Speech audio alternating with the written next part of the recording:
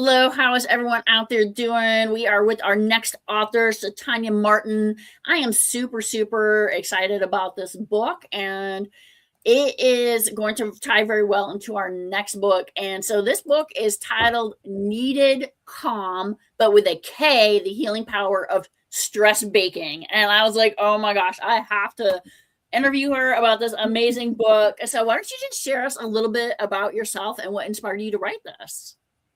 Well, I'm Cetonya Martin. I'm not a regular author. I've never wrote any type of books, but this book it came from the loss of my mom and my sister. I think it's been 2 years ago, and they died 6 months apart. And losing pivotal people in your life like that, it kind of threw me off. And so and the crazy thing, baking is pretty much what brought me back to life. And that's how this book came about. I remember one day I was at home because after everything happened, I didn't go back to work for like a year. I didn't want to do anything. And I was in the kitchen. I was baking something. I can't remember, it was cookies or whatever, but it gave me a real calm. And so I started Googling, is there such thing as stress baking? And all this stuff started popping up in research. And I was like, oh my God. And I remember texting my sister and my cousins, like, have you guys ever heard of stress baking? And that's kind of where this book kind of derived from. Once I felt the calm from in being in the kitchen and I started doing my research, I was like, there's something to this. So yeah. I think that is so tremendous. And first and foremost, I am so sorry for your loss. I mean, Thank you. that has just got to be so hard to deal with. And I know right now I've been talking to a lot of people in my life, and people are stressed right now, like for Mm, numerous reasons, especially in the United States. We just had an author on from the UK who's talking about just watching the news feeds from the United States is stressful. yeah. So I think this book so timely. Let's talk a little bit about what do you want people to take away when they read your book? Um, Really just that healing does not have to be all dramatic and big.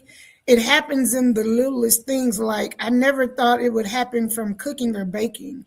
I mean, just a little being organized in the kitchen and setting my eggs out, setting my butter out. It was the little stuff that really just kind of calmed me and uh, let me kind of, because I'm analytical and I overthink everything, it kind of just slows down the mind and let you just think of the little stuff and how to process it and how to organize it. And so just to let people know that healing can happen and it happen in the smallest ways. It doesn't have to be a big dramatic, aha, I'm healed, but it's small.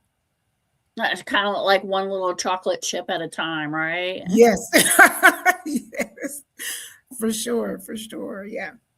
Okay, for those of you out here watching, I have put Cetanya's book of Needed Calm, the stress baking, and I love this concept into the chat. And one thing I want to say for authors, it is so important to us read our books and do reviews. My books as well today, I'll be putting those into the chat, are for free Kindle download today and tomorrow. And if you can kind of do that sixth grade speed reading that you did not read the book for your English class, we can appreciate that so much. And then just do that review, even if it's just like 2 lines, like you help us so much because that's what impacts those algorithms. And have you had any surprises, things that have come out of this for you as an author, as somebody who's gone on this journey of this healing journey?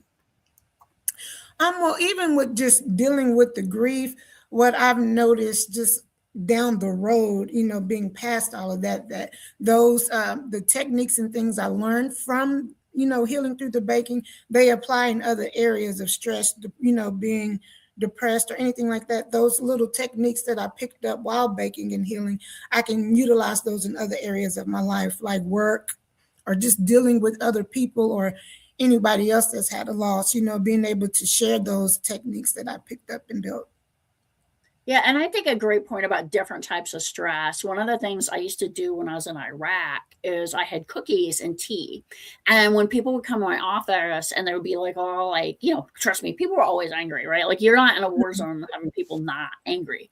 And I'd just be like, oh, do you want to sit down for tea and like a biscuit? And then like they Mhm. would immediately like calm down because you Yeah. can't be that upset when there's like baked goods and cookies and things. And so even though I couldn't bake, I think just that healing power Mhm. and just so important. And I love that fact. So I wrote a book called The Project Manager: Life is a Project. I love Mhm. organization, and I would love to just dive a bit deeper with you into this kind of concept of the organization of baking and how that part was healing and helping you with that stress.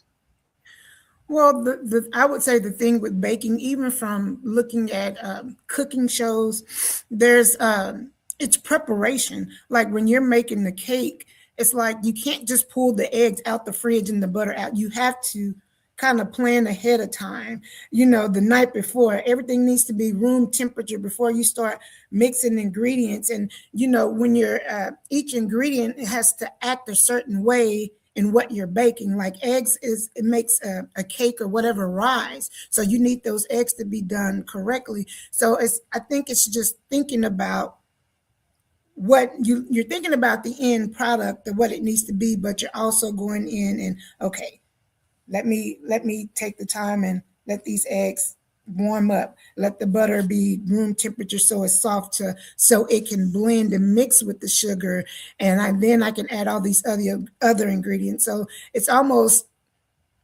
organizing, but you're doing making a timeline so that end product can be what you want it to be. I don't want to say perfect, but to reach your end goal. So for me, it's just kind of timeline, organizing my ingredients, and then you know just I think for me and what I learned about myself through this process as well. I want I like the organization and the timeline, but once I get my cake or my pie or whatever I'm baking to the end, I love to see the person's face when they're tasting my food and how they're enjoying it. And so, it lets me know that I did put my time, my energy, and my love into that product so someone else can enjoy what I did. So I love that you just shared that part about your love, right? Like you're putting mhm. your love into this. And so you're putting your love into the baking, but you put your love into this book. What do you want a reader to take away when they're reading this book? Like what are you hoping that love, that ingredient, that gift is for them? That mainly this book is about giving people permission to grieve. I mean, and to grieve gently. No one can tell you how fast to grieve and get over it, but there are tools in there that will help you do it slowly, gently, and then what works for you, because everybody grieves differently. And this was just a way for me to grieve, and I say a simple way to grieve without, someone telling me how to. And I just want this to be a way that someone else can lean into it and say this may work for me, even if it may not be baking, but it could be just the organizing part of baking. This helped me kind of calm down, relax, and slow my mind down and breathe. Yeah, I think that's just essential, like you said, to just slow your mind down. Like the world we're in today is so fast.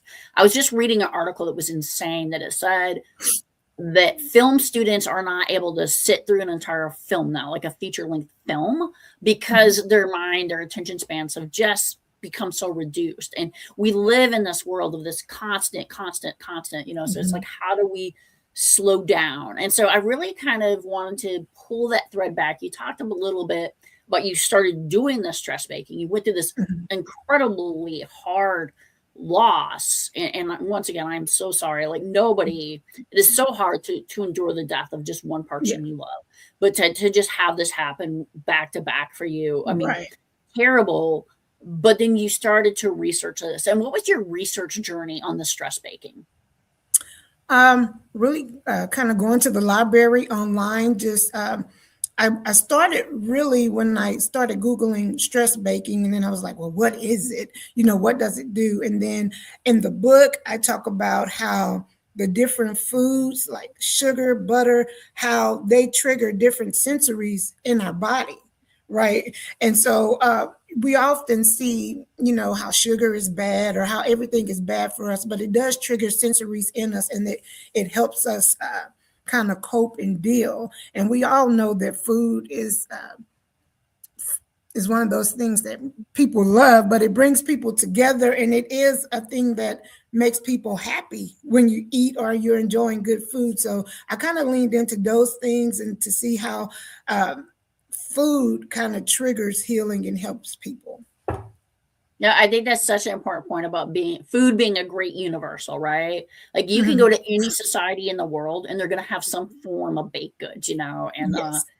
I love eating my way through countries. It is something that when I travel, I'm just like, I'm throwing out this calorie counter, and hopefully I'll walk enough steps touring cities and stuff to get this out, Yes. or hiking in the countryside because I'm Mhm. going to eat my way through those cities.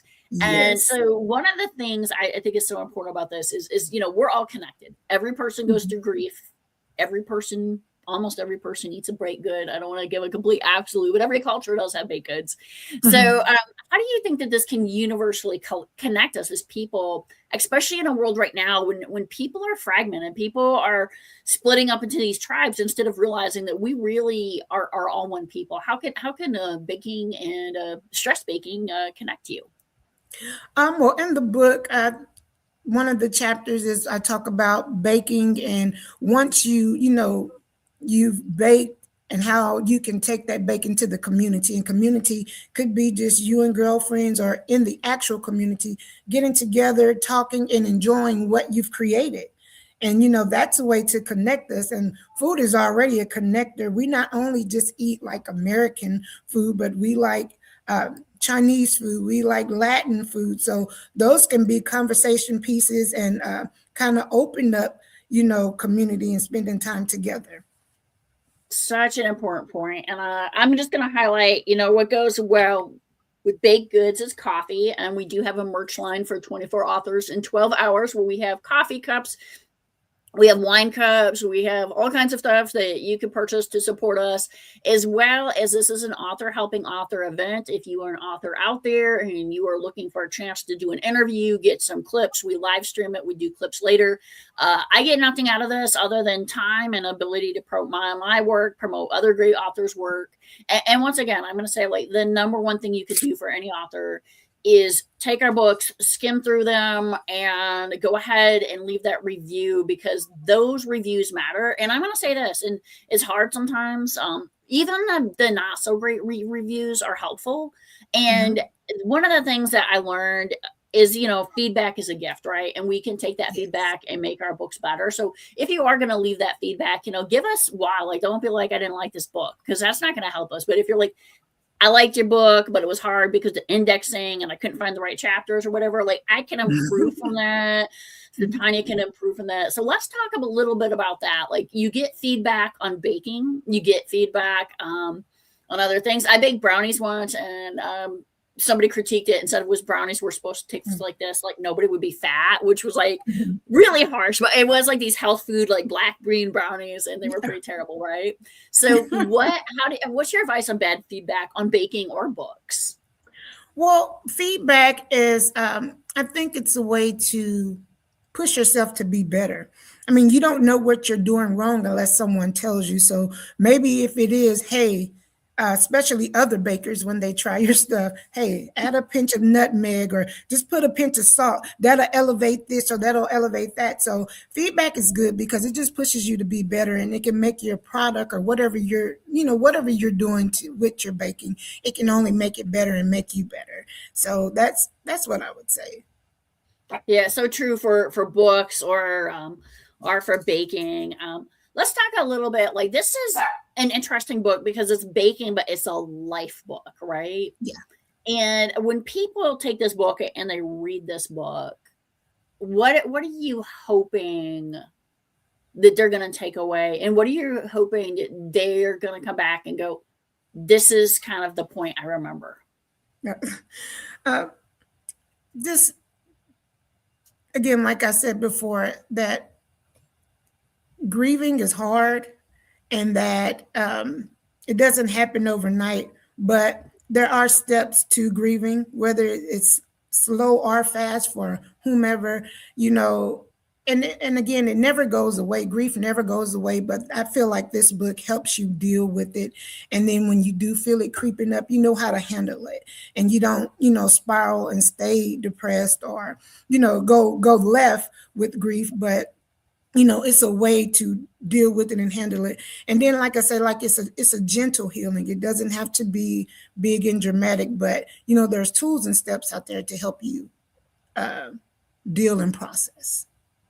No, I think excellent point about grief comes and goes. And next month, always in February, that's the anniversary of my dad's death. And those dates, those anniversaries, something like looking at something and it reminds you of that loved one, and you're not able to call them and tell them that you're thinking of them. That's such an important aspect of this is you know, grief isn't like a one and done. And so how do you as a stress baker cope with those moments when you are having those kind of nostalgia or sadness coming back to you? What is your go-to for baking? Is it pies, cakes, cookies? Oh Share my with us your God. secrets. Everything. And it's so crazy because I do have like a small catering business, but I was never really big into baking because I used to, math was never my favorite subject. So I hated measuring. I hate all that stuff. But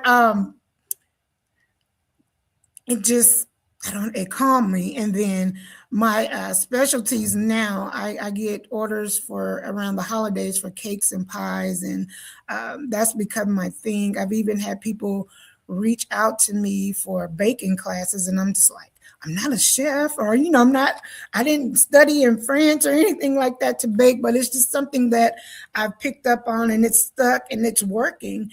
And you know, I'm excited about it, and I'm excited to learn more about baking and pastries, and kind of move past cakes and pies and do some scones and other things. So, you know, I think that within the grief and learning, you discover things about yourself that you never knew was there. And, you know, it can kind of excite you about life again. And I will say, I think this is kind of my mom looking down from heaven, because my mom has always been one who, she was the cook of the family with her sisters. All the holidays, we would all get together, but she would be the one cooking, even at church. She was of service. She worked in hospitality. So I feel like she kind of passed it on to me, kind of passed it down. It's like, you know, it's your turn now. So I'm just excited about what the stress baking has, you know, opened up in me and where it could take me in the future. Yeah, such an important point there. My sister and I were talking over the holidays about that kind of like cooking and baking around the holidays and all this. Like you're really kind of connecting with your ancestors, you Yeah. know, and how those recipes do get passed down from generation.